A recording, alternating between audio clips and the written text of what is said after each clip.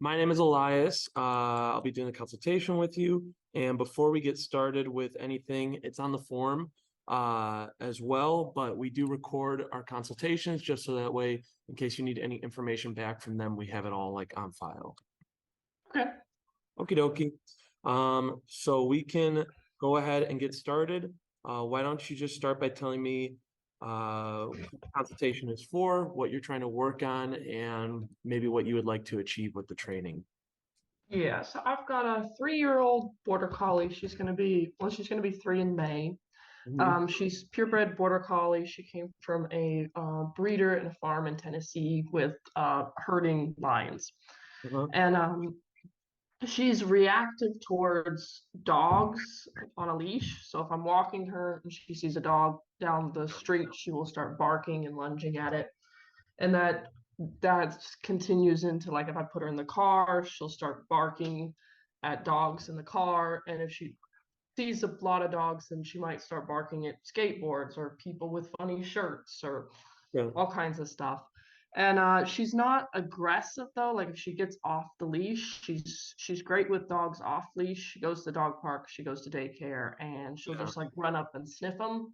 Once she meets a dog, she's cool with the dog and she'll ignore him. So I'm trying to solve that. That's the number one issue I've got with her. Yeah. And then just obedience. She's great. She loves fetch and frisbee, and I would like to get her obedience fixed and her reactivity so I could have her more reliable off leash. Because she's pretty reliable if I let her off leash and we're playing fetch. Mhm. But if a dog gets too close, if I don't have a big enough field, she could, run over there, and I don't want her interacting with someone's dog that's not friendly. Yeah. So, off leash reliability would be my goal with her, but at minimum, I need to solve the barking and the reactivity. Okay. Um, Sounds good to me. When you're walking her right now, what is like your current setup for the walk? I've tried a few different setups. She can walk pretty nicely, but then the more excited she gets, she sees a dog or something, then she'll pull a lot. So Mhm. I right now I've got her on like an easy walk harness, Okay. which she doesn't love the harness on her nose. I've tried like a prong collar, Uh-huh. but I've tried a bunch of different things and like multiple trainers and just haven't been able to fix the barking and the lunging towards other dogs. So I'm open. Okay. Um, so with this harness, is this like more like a gentle leader where it's like wrapped around her face or like a harness like on the chest? I've got her on a gentle leader right now. That's what I've Oh, been using because that's easiest to manage her barking and lunging right now. okay. Um, Sounds good to me. The only reason why I asked that is because sometimes when owners use like the full body harness, that can like promote more like reactivity and pulling, just because of a dog's natural opposition reflex, it's called. So that's why harnesses work great with like police dogs or sled dogs because you're just encouraging them to do the pulling in like the strongest part of their body. Yeah. But with the gentle leader, that's a lot better. It's one of the more like introductory forms of like pressure training, as far as like there's pressure going this way and you're controlling her head, and then once she moves with it, then the pressure releases like the tension on the leash and everything. So it's good that you're already using something like that. When you tried prong collar, what did that look like? The prong collar, she tolerates a lot better. She hates the gentle leader. So Okay. I've been trying to go to like a prong collar or something. The prong collar worked a little bit better because she doesn't pull as much. But the problem is like she sees a bunch of dogs and she's ultimately lunging towards that. I didn't love that situation Yeah. either. Okay. Do, do, do, do, do, do, do. But in general, you said that she handles the prong collar like pretty well. Yeah, much better than the gentle leader. Okay, that's good. Do you know why something like the prong collar might be working like better for you. What do you mean? Like, I'm more gonna like explain why you're probably seeing a little bit more success with the prong collar in general. I was just seeing, I guess, like where your level of like understanding for like why the prong collar is working is. Yeah, if you want to explain that, Yeah. that'd be great. Um, with the prong collar, the reason why you're probably seeing more success with that is just because a lot of these things that are being introduced for training are bringing something called physicality. So with physicality, this is something that dogs use to communicate with each other all the time. For example, you may have seen it in your life, or there's very popular YouTube videos of, for example, there's one really popular one where a mother cream retriever is going into a playpen with all of her puppies, and all the puppies are just too excited. They're jumping all over her, nipping at her. So she goes in for a small bite on one of them, and then they all understand, like, okay, mom just told us to stop. We need to relax. We need to chill out. And then they all kind of sit down and wait for her permission to come up and greet her and everything. So from a very young age, all dogs are learning that this bite is going to mean no, and that's where the physicality comes in, because they obviously can't communicate with words or anything, so this is what they have to do. And you will see this even at dog parks. If like one dog wants to take another dog's toy, that other dog is going to go for a nip on that dog, because they're basically saying like, no, I don't want you to take my toy. So with some of these tools for training, they're introducing pressure and they're introducing physicality in order to communicate to a dog in a way that they understand of what we need them to do. So the gentle leader, very introductory, but still introducing that pressure. As I mentioned earlier, like you move with it and the tension goes away. And then the prong collar would be basically like the next step up. So with the prongs, the goal of it is to like mimic a dog bite, or just the sensation of that physicality. And usually there's an improvement there, because now the prong collar is a little bit more important than something like the gentle leader, just because it's a higher consequence. So if I'm sorry, what was the dog's name again? Portia. Portia. Okay, let me write that down. I don't think Portia. Um, when Portia is pulling with the gentle leader, she can kind of get away with it a little more because it's not really that high of a consequence. Like, yeah, it might move her face a little bit, but like she's more getting annoyed than anything. With the prong collar, if she's pulling, well, now the consequence is a little higher. So that's probably why you're seeing an improvement there, because now she has to think, all right, when I pull, the prong collar is going to tighten and add pressure on my neck. I don't really like that, so I'm not going to pull as much. But with the prong collar, there is that ceiling that you're hitting where sometimes whatever distraction or something that's making her reactive is going to be too much for her, to where she's like, well, I don't care about the prong collar now. I'm at like a 10 out of 10, but the prong collar is only getting to like a 6 out of 10. Does all that make sense? Yeah, that does make sense. So that's really good that she's already been introduced to a lot of this stuff, because what we specialize in here is with the e-collar training, which is just basically another step up on that kind of scale of like physicality. So with the e-collar versus the prong collar, there's a lot of things that you will probably be familiar with, and then a lot of things that will be kind of added in that are new and kind of what I would view as like perks of using one over the other. So with the prong collar, as I just mentioned, it can only reach a certain level as far as importance to her before it's just like something is too distracting to where she just doesn't care about the prong collar anymore. With the prong collar, there's a lot of inconsistency in that way. So not only can it only be like go to a certain level, but it's also going to be different based on who's handling Portia. So for example, like maybe the way that myself or one of the trainers here use a prong collar is going to be different from the way somebody else does, which is going to be different from the way that you do it. So now maybe Portia has different sets of consequences for different people just because, well, the way that this trainer does it is a little bit more serious than this other person does it. So I'm going to listen to them more. So with that inconsistency, it can make the commands sometimes unreliable at certain times in the future. And that's just something that we don't really like, especially if your goal is trying to move towards that off-leash reliability. So another thing with the prong collar is that it can only be like useful on the short leash, really. So let's say, like how you said, you're trying to move towards off leash.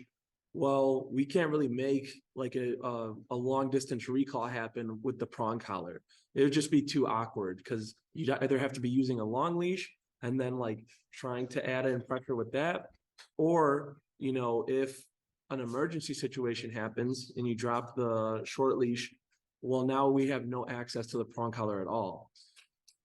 Lastly, the final kind of like downside of the prong collar, and then I'll go more into the e-collar, is that sometimes there can be a lot of unnecessary confrontation. So it's very easy for Portia to see like, okay, this prong collar is bothering me. The leash is attached to the prong collar. Mom's holding the leash. Like, should I redirect at the leash? Should I redirect at mom? If she's getting to that level in her head. With the e-collar now, all of those kind of issues are basically taken away. So I'll start off with how the e-collar works basically. Any questions so far on the prong collar stuff before I move forward though? Well, I get the general gist of the e-collars. I had originally tried positive training with her, and then that has not worked great. And then I did end up getting Dogtra has a no bad dogs collar, Okay, yeah, and that's what I've tried a couple different collars. She's pretty sensitive to the collar. She responds very well to it. So I was trying to find a brand that has like very low levels.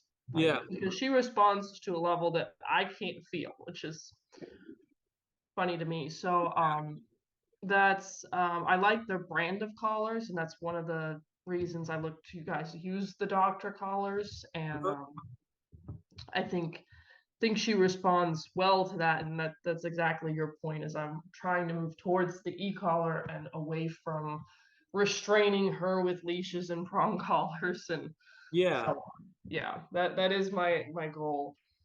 Cool. Well, that's good to hear then that you already know a little bit about it. That I'm pretty sure that collar, I don't know if you know this. I think that collar is like the 280C model, right? Or the no bad Yeah, dog. I was wondering how that compares to the model you guys have. If I would need to get a new model. Yeah. With that, so like when you're using it, can you give me like a scenario that you would use the collar and then what the number on the collar is at? I've had it like between 6 and 10. Okay. So it's pretty low. Usually, definitely nothing over 10 because she usually responds to it pretty well. So I'll tap it if she's like about to go off. If I get the timing well, which I'm not always great with that timing, but if I can be consistent with the timing, then if I get it like right before she goes off to redirect her, say, hey, come this way, and then because I'll give her a command and she won't be listening, and then I'll tap it and be like, come this way, and then she will listen to that when she's not listening to me, and that has avoided the barking reactivity some of the time, depending on everything. Um, what's like the range on that collar? Is it does it go to 127? Because I know a lot of them do for dog truck. I I'm not sure what the range is on it. I'd have to look. Okay. Like I said, I've always had it super low. Yeah. If you can work at low numbers, that's perfect. You know, there's no need to go up if you don't have to. I'm more just trying to get a feel for that specific model because I'm pretty sure it's like an exact replica, but like, you know, the no bad dogs version of another collar called a 280C by Dogtra, which is something that like is a part of the range that we retail for them here. So if that's a collar that's like working well, then we wouldn't have you get a new collar. It just depends on, I would just have to see with that collar if that has like the full range, like the ones that we use here. And then any other specifics, just because we wouldn't want you in a situation where you're trying to work on something and then maybe that collar ends up not being like effective in that moment. Yeah. But I'm pretty sure that's like a 280C one. Worst case scenario, after the consultation, I'll do some quick research on it. And if it ends up being that like that collar might not be the best for what we're trying to address, then it'll just be sent as a part of the follow-up email, what we would recommend and everything. Either way, I'm just looking to get some help and advice from you guys. So Okie dokie. Well, I mean, that's good to hear that she has that introduction to that as well. With the use of the e-collar in our training, the first thing that we would probably touch on is the heel command. Not only to get your walking a lot better and to address the reactivity, but also because that's always the first thing that we teach in order to have the dog get a really good understanding of how the e-collar is working and the fact that Portia is really the one in charge of what's happening with the collar. You know, if she's moving with everything nicely and she's not having these reactive moments or doing any of this, then there's like no e-collar happening at all. So then if she's having like difficulties or she's like not walking correctly because she wants to go be reactive and get distracted by another dog, then the pressure of the e-collar turns on with like the tap function that you're already probably familiar with. And then that's basically giving her control of the situation because it's like, if you're moving with everything, then like we're good. But if you're deciding to go against everything, well, then the pressure turns on and it's really up to her. what do you guys usually pair with the e-collar? Like a flat collar or a harness or what? Yeah. What we normally do is a flat collar or a slip lead because ideally we don't have to rely on the leash at all if the e-collar is doing its job effectively. So, and that's going to be important moving towards off leash as well, because if we still need the leash to make certain things happen, well, then we would expect that off leash is going to be difficult for her if we try to do that. Does that make sense? Yeah, that makes perfect sense.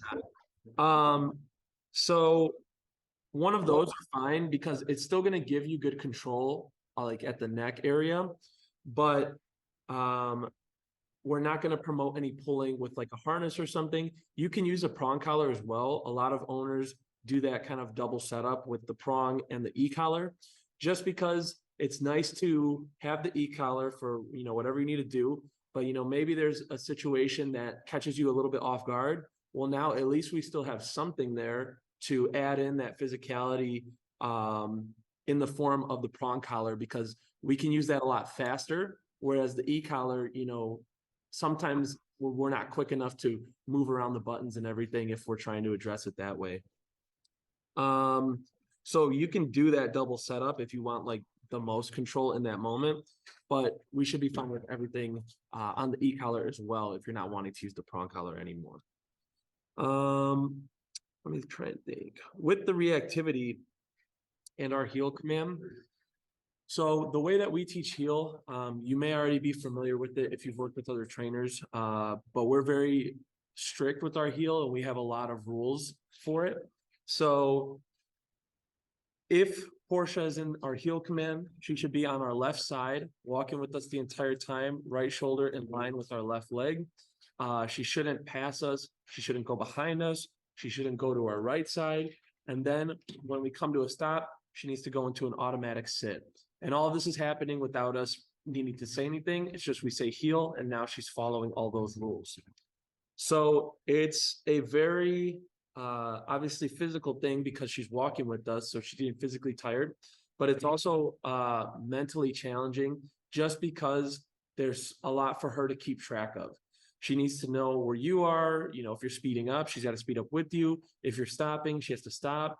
So what we usually find is once we teach that command, a lot of at least the smaller things on the walk end up taking care of themselves just because she's so focused on this one thing that has to be like important to her, to where maybe this thing that would normally distract her comes by and she doesn't even have time to worry about that because she's got to focus on so much with the heel command. So usually we see a big improvement right there, just adding that in. Again, not only with the walking, but dealing with distractions. And then that also is making it very easy to deal with the reactivity.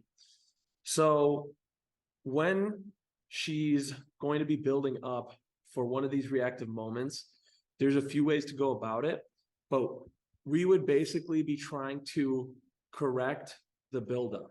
So we wouldn't let her get to that like 10 out of 10 level. I have to break the heel command because I'm going to freak out at this dog. It would be more like, okay, I can see that she's staring at this dog, and we would expect her energy to be going, you know, 4, 5, 6. Okay, then maybe we correct because we don't want her to get to that moment, because then we're going to need a higher correction there because her mindset's much more elevated at that point. So if we correct it when we notice any buildup, like for example, staring when there's tension, if her hackles go up, if she starts getting very stiff, then we can work at an even lower number and still cut that behavior off right at the beginning before we even have to deal with that other stuff. Does that all make sense? Yeah, it sounds like I'm correcting way too late. Yeah, and it's not necessarily a bad thing, but you would be just making it harder on yourself in the long run. So if we look for the signs that we know that like, okay, Portia's getting a little, you know, excited, a little tense, then it's going to be a lot easier to shut it down immediately rather than, you know, wait for the moment. Because then, as you said, it can be a struggle to get the timing right. You know, you might be late on it, and then that moment is kind of like missed. But that's like a very kind of general idea of like how we would start addressing the reactivity. Again, with the heel command, it makes it a lot easier because if she's in heel, there should be no reactivity or anything. So then once we start seeing that, we address it right away. And we're basically just strengthening the importance of the heel command and letting her know, yeah, there's a dog there and you can look for a second. But if you're going to start staring and getting tense, then we're going to correct that because there's no reason for that mindset right there. And then as you go through the program too, there's 2 different methods of doing it, where if you have the opportunity to like stop and stand there and address it until Portia completely like disengages from that dog, that would be best. But then there's also a way of doing it where you would tighten up on the leash a little bit, keep it loose still because we don't want to add tension. And then as you're walking by this dog, address whatever you need to address. And then you have the leash kind of close to you just in case she does have a moment. That's also another thing that I wanted to touch on earlier, is that since you said she's reactive more on the leash than anything, one thing that we do notice is that sometimes with the leash reactivity, a lot of it has to do with early tension on the leash, kind of amping things up. So when you start to see her getting reactive, do you start like pulling her back right away? I have tried that method. Yeah, Yeah. I do tend to do that at some point because I know she's about to go off, so I'll try and like remove her from the situation Yeah. or And back up to create distance. and that makes sense. And it's like a very like reasonable thing to do in the situation. But for Portia specifically, something like that is going to intensify her. So I'm not telling you to not pull because like she still might have a moment and then like you don't want anything to happen.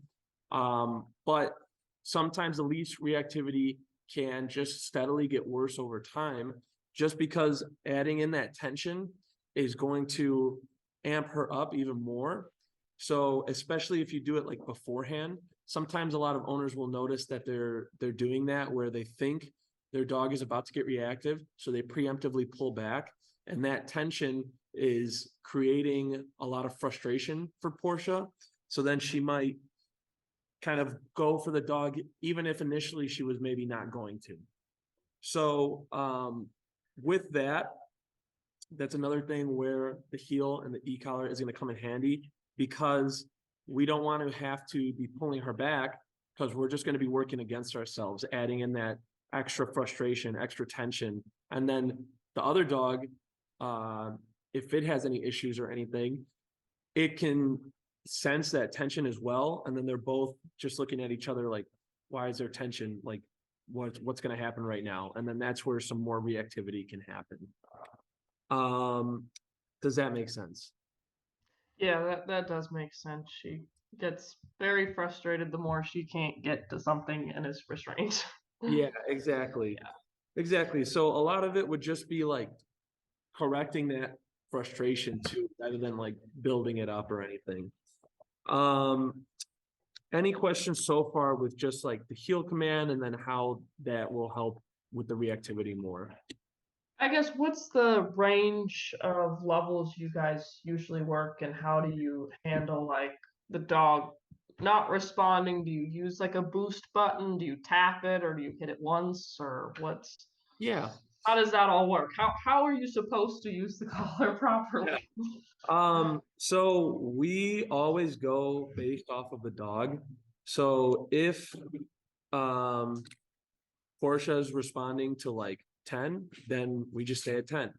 If maybe, let's say, we're in a session, she's having a reactive moment, and we're at 10 and nothing's changing, well, that's letting us know that we need to go up because we need that immediate response. Because ideally, the e-collar should never feel like an argument. It should just be like tap. Portia understands, okay, like I'm done with that, and then we're good to go. It's only going to make things more frustrating for her and messy for her if we are constantly tap, tap, tap, tap, tap, tap, tap. So we just want to find the number that's going to stop the behavior to get that consistency and that much more clear, immediate communication. So as you go through the training, we'll see like where she's at. But even before we get started with training, the first thing we do is find what we would call the working number. And that's the number that is getting Portia to like actually respond to the collar. So like you said right now, maybe it's like 6 or 10. If we tap on the collar and she does something to let us know, like, okay, I felt that, we're good, then we're fine. We're stuck, we're solid at that level. We don't need to do anything as far as bumping it or lowering it if that's what's working for her. But again, if we notice that that number is no longer working for her or she doesn't care about it and like we're not able to see any change of behavior, then we would increase to make the consequence higher, or in the case of a command, make the command just more important to her in general. So that way she's like, okay, I want to listen to this because I don't want to deal with the consequence. Does that make sense roughly? Yeah, so I guess when you've got her in a heel command and she sees a dog and starts like staring it down, is that where you just tap the collar or are you gonna try and give her a command, like leave it or heel again or Yeah. So when we're dealing with behavior stuff, we don't use commands to specifically address certain things because even if it gets her to stop, like let's say the heel command is really strong and like we just say heel again and then she does the heel, we're not necessarily addressing the root of the issue, which is the reactivity. We just know that she has a really good heel command. So if we're wanting to address behavior stuff specifically, we wouldn't use a command. We would just address it outright. So let's say she's walking with you and she starts getting this tension and everything, but maybe she's not even breaking heel, but you already see her staring and all that. That's something that we would then tap on the e-collar for with, whatever level that she's at. And then let's say she stops looking right away and she's focused back on like heel, back on you. Well, then we're good. That moment's done. Let's say that same thing is happening, but you tap, she's not responding, but she's still staring. You start to see her get more tense. Then we would increase, we would at first start slowly, just so that way we can see where Portia's at. But as you do it more and more, you may come to find like, okay, 10 is fine for our walks, but when she starts to see a reactive dog, I know that the number that I need to go to immediately stop that is like 25. So then maybe you just jump to 25, tap, and then she's done with that. She's back on the walk. And that's how you're going to build that consistency. But obviously at first, if you're used to working at 10 and 10's not working right now, then maybe you just start increasing, tap, tap, tap, increasing, tap. And then once she finally makes that decision to not care about that dog, then you're like, okay, let's see what number that was. Oh, 18 worked for her there. So next time I'm just going to go to 18 to stop that behavior. Does that make sense? Okay. Yeah, that does make sense. Do you guys use a vibrate function on the collar at all? It's a part of all the collars, but we don't necessarily use it for training. You can, we've seen people do it for certain things. But as a part of like our kind of program, it's not necessary and we don't really incorporate it just because we like to do everything with the tapping. The vibrate thing is more of like, it could catch a dog off guard, which isn't like a bad thing, but it's just like, it doesn't usually get us consistent things with the commands and with behavior stuff. So the tapping gives us more control in general. Okay. But as far as the level stuff, that's pretty much how it would go. And then as we start to see like how Portia handles certain situations, it's just going to be a lot easier for you over time to just kind of know where she needs to be at for certain things. And then another thing is that the numbers most likely going to be changing based on a lot of different things. So if you're outside at the dog park, the weather's nice, there's lots of dogs around, and she's like, she has that reactivity, we would probably expect the number of the e-collar to go up just because we know that these things are really going to distract her. So we want to make sure that we're able to handle the situation, have her not care about this stuff, and make the e-collar and the commands and everything more important in that moment. Whereas if you're at home and she's doing stuff that she's comfortable with doing and just hanging out around the house, and maybe you want to work on some commands, then it's going to be a lot lower than these other scenarios because she's at home, there's nothing going on, it's a very comfortable place for her. So she's probably going to be paying attention a lot easier. Any questions with that? Oh, that makes sense. I guess the question would be, what path going forward do you recommend for her? Like sessions or a day in train, or like what do you think typically would work best? Yeah.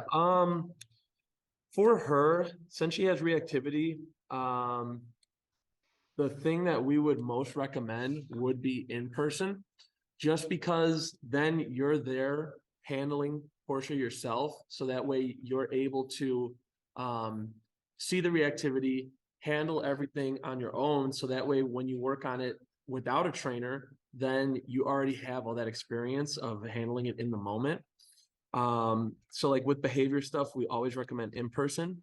At the same time, since her reactivity is not like going more into the like side of like aggression, she is eligible for the daycare and train or board and train, and we can still reach the goals that you're trying to get to.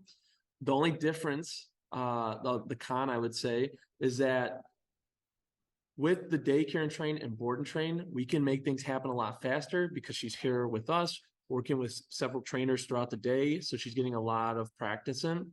But we're also doing a lot of the work on the front end. So you kind of miss out on that more hands-on beginning part. But at the same time, you get videos of the training sessions, her first training sessions, learning like the commands and stuff, updates while she's here, and then in-person follow-up sessions afterwards that you can use. So you're still going to meet your goals, but it's just more like, do I want to do this quickly and have her work all this stuff out in a more like strenuous program, and then like do the follow-ups and everything to catch up as to like how the training is going to be working and everything? Or do I want to have it spaced out a little more, but be there a part of every session and handle her myself? Is more the question that you would have to ask yourself. Okay, and are those private sessions, would those be through you or someone else, or? Yeah, so the in-person sessions, I would recommend you to do it with Enrique. So I do the board and train and daycare and trains, and then Enrique and Jesse do the like specific private in-persons. They are both like obviously very well with handling the reactivity and everything. But the only reason why I would recommend Enrique more is because you would still hit your goals and everything with Portia, but his price is just a little cheaper, so you'll save a little money. And then for those programs, the way that they break down is 3-week, 6-week, 9-week, and 12-week. So it would be one class a week at like a specific time that you would schedule. So like maybe let's say Monday from 4 p.m. to 5 p.m. works for you. Then every Monday, 4 p.m. to 5 p.m., you'd have your class either here at the facility, or if the weather's nice, outside in a walk around your neighborhood if you're dealing with reactivity there, or outside at a park, you know, there's people, dogs, and everything, to get more of that practice. And the minimum that I would say for Portia for in-person would be 6 week. But depending on how far you're wanting to take it, you can do the 9 or the 12-week. But the reason why I say minimum 6 week is because 2 classes, so that would be 6 classes, 2 classes are needed to cover heal, 1 class for recall, and then the other 3 you can use 1 for more specific reactivity stuff. Like I said, either just walking around or at the park. You could use another 1 to go over some different commands, and then you have another 1 that you can save for anything that may come up in the future, or if you have a specific command that you're really trying to work on even more. So I would say that minimum, but then, if you're really trying to go for that more intense control off leash, then you'd want to go for the 9 or the 12-week, if you're wanting that extra time with the classes and everything. But you can still get to that off-leash reliability if you're consistent with everything and working at it even at the 6-week. So any questions with that? No, I think that makes sense. I guess I don't know if you have the pricing for those off the top of your head, or if that would be something you include in the email, or. Yeah, so what I'll do is after the consultation, I'll have Enrique's assistant email you with like the recommendations and everything, and she will send you like the pricing like outline and everything, and then you can also feel free to talk to her about scheduling, or if you're needing to do payment plan stuff, or even if you have any other training questions, because she can just relay it to one of the trainers here and we can get back to you on that as well. Okay. Any other questions with that program stuff or anything? I don't think so. I think that answers all that. Okay. Yeah, and then like I said, I'll include the class and e-collar recommendations in the email as well, so you don't have to worry about like remembering everything here. Okay. And then for the e-collar stuff, like I said, I will look into the collar that you're already using and see what is going to be necessary if we have to change or not.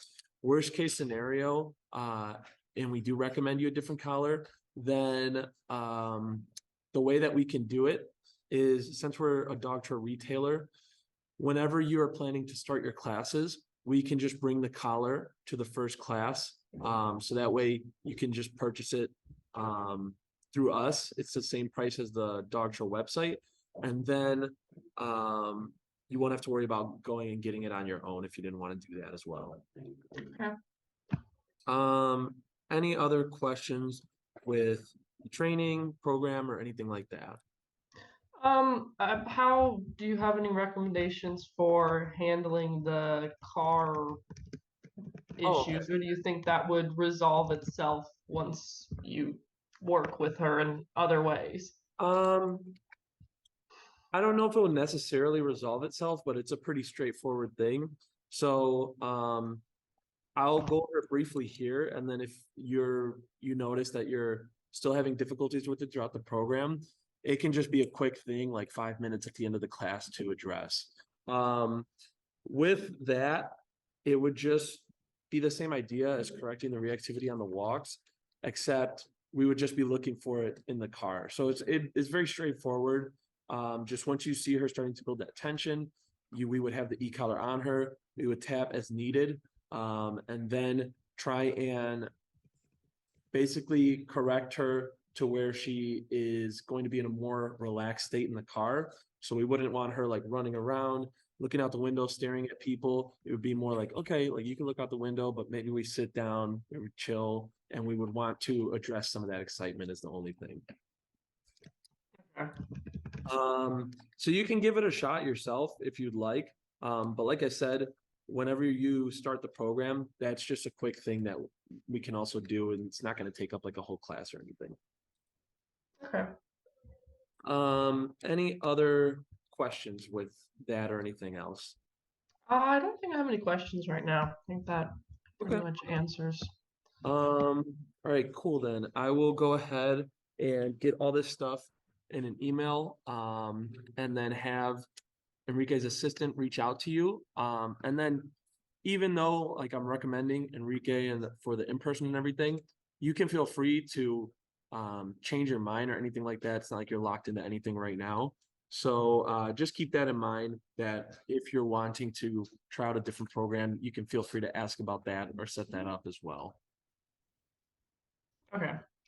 But I think that's it if you don't have any other questions.